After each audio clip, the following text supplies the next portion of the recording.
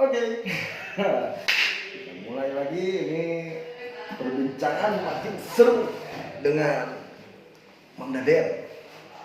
Ini Mang Daden biasa mau menerangkan lagi tentang bagaimana cara mendapatkan ketenangan hidup agar jiwa kita tenang di saat kita sedang menghadapi tekanan atau apa, ketenangan di kejiwaan. Nah, itulah ya.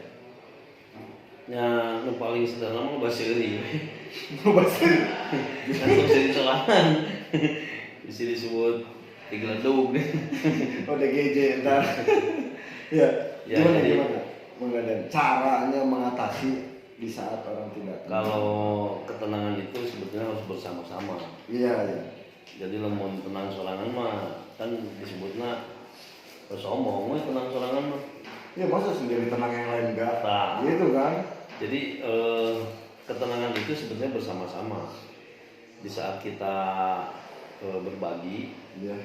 berbagi kepada sesama, baik materi kan, pemikiran atau tenaga, biasanya kejiwaan itu langsung punya dampak.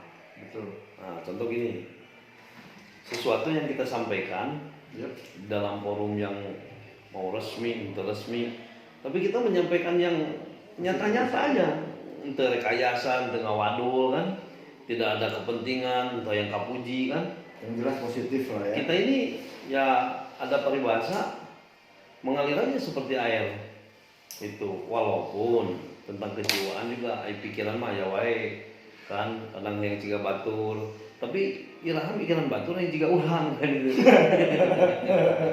Nah itu, jadi yang tenang itu mendingan kita selalu berpikir bagaimana orang lain seperti kita, walaupun lagi mana mungkin kayak bahaya antep. Iya. Artinya gini ketenangan itu, di saat kita berpikir positif, di saat kita menyampaikan kebenaran, maka dampak negatif dari luar tidak akan pernah menyentuh.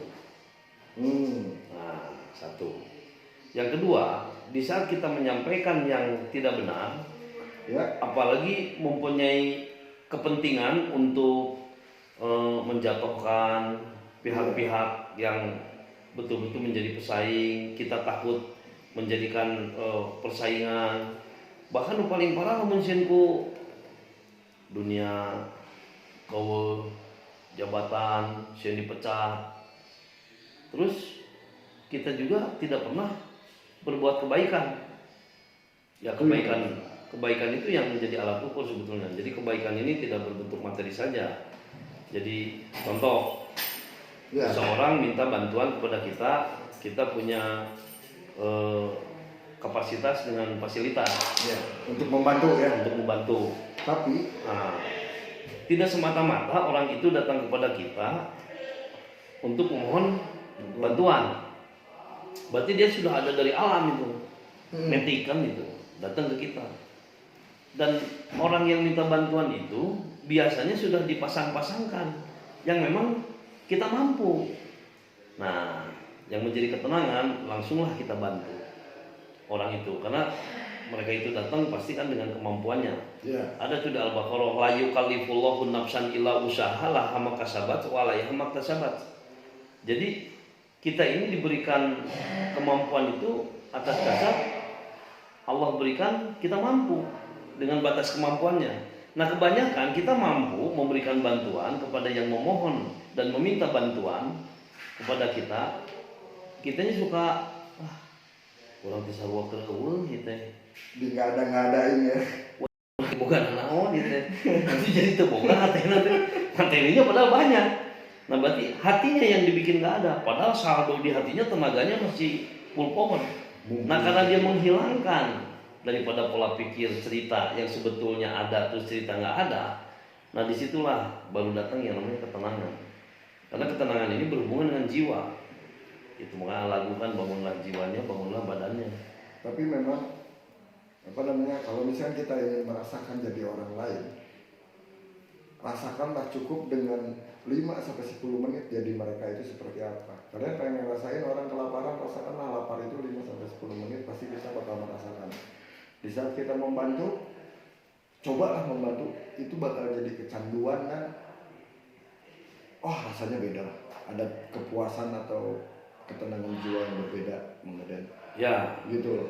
terus redaksinya kan la in sakartum la azidanakum wala in kafartum inna ada bilasanya. Iya. Jadi engkau bersyukur akan aku tambah terus, gitu kan?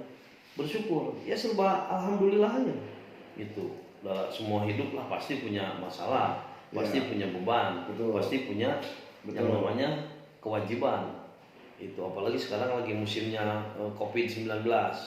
Ini saya mengajak kepada seluruh umat yang memang sempat mendengarkan apa yang saudara Gilang ini acara ditayangkan.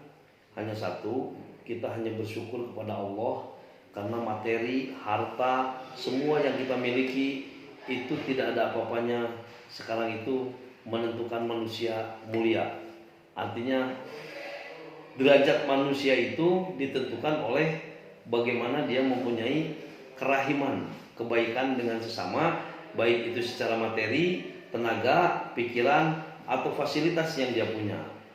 Nah sekarang ini sedang diperlihatkan oleh alam mana kemanusiaannya kalau memang dia itu sebagai hamba Allah yang diciptakan Allah, karena Allah akan lipat gandakan di saat dia itu berbuat kebaikan. Nah disitulah ketenangan datang di saat kita sudah menyampaikan apa yang ada di kita. Memang ada hak mereka di kita ini kalau kita diberikan kelebihan, baik ilmu.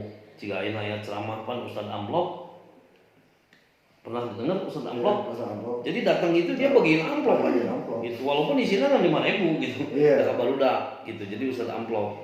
Nah karena dia kerjaannya memang memberi, lebih baik tangan di atas daripada tangan di bawah.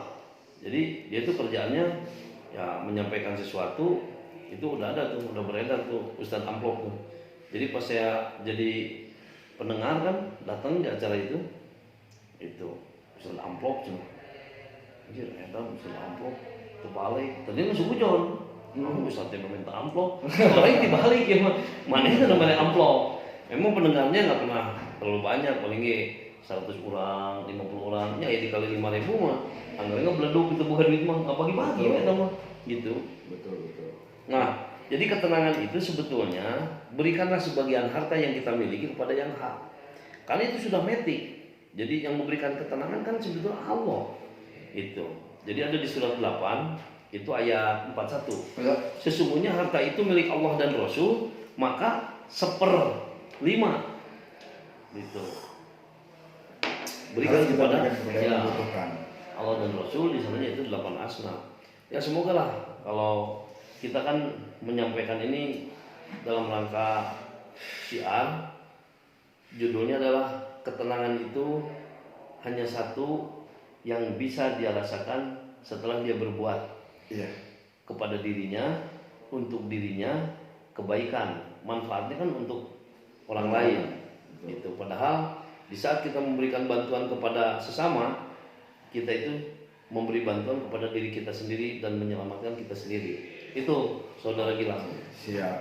Kalau begitu itu penerangan dari Bang Raden. Jadi mungkin kalau saya simak pada intinya gini, di saat kita menanam kebaikan, hasilnya pun ke diri kita akan menimbulkan kebaikan juga, meskipun tidak lewat tangan atau wujud orang itu yang kita bantu, tapi dari mana aja kita harus bisa saling berbagi apapun caranya. Karena kenapa? Harta yang kita miliki gak semuanya milik kita, itu hanya titipan untuk kita bagikan lagi. Mungkin seperti itu. Terima kasih Bang Daden. Ya sama-sama saudara Gilang. Oke, nanti see you next video ya dengan judul yang berbeda.